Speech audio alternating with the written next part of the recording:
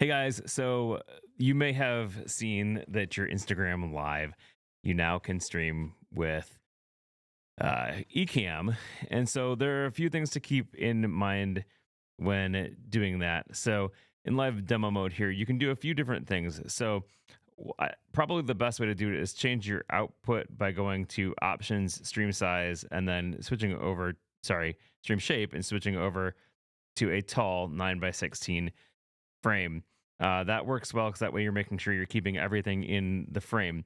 But one thing to note is if you don't do that and you're streaming in a 9 by 16 or 16 by 9 format like I am right now, is that if you're doing multi-streaming where you're sending it to Instagram, you're sending it to Facebook, you're sending it to YouTube, blah blah blah.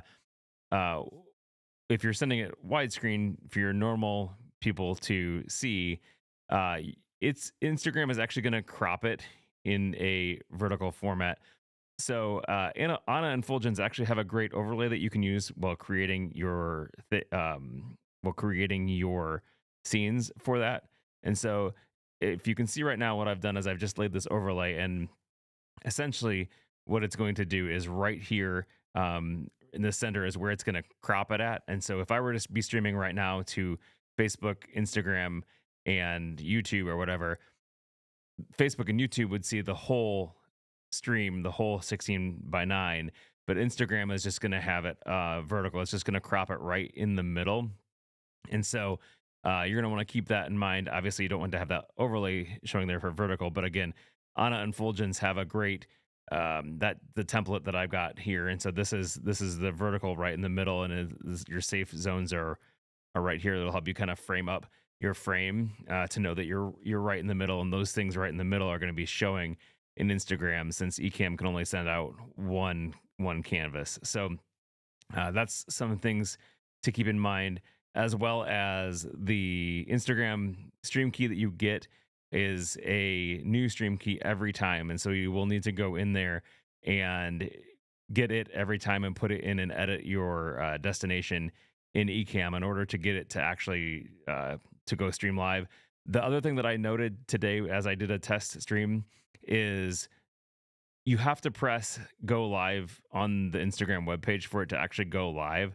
However, as soon as it starts getting data, so when I start streaming from Ecamm, even before I hit go live, Instagram is actually recording that. And so when you go back into your archives, you'll have everything from where Ecamm started streaming even before you hit go live on Instagram. So just note that if you're going to be, doing some pre-show stuff and you go live from Ecamm and actually, click the start button, Instagram is going to be recording that, and it's going to be showing that. So you're going to want to make sure that you don't say something you don't mean to, or expose something on your camera, or things like that, because Instagram will have that as a recording in your archive. So just make sure that if you're doing that, go ahead and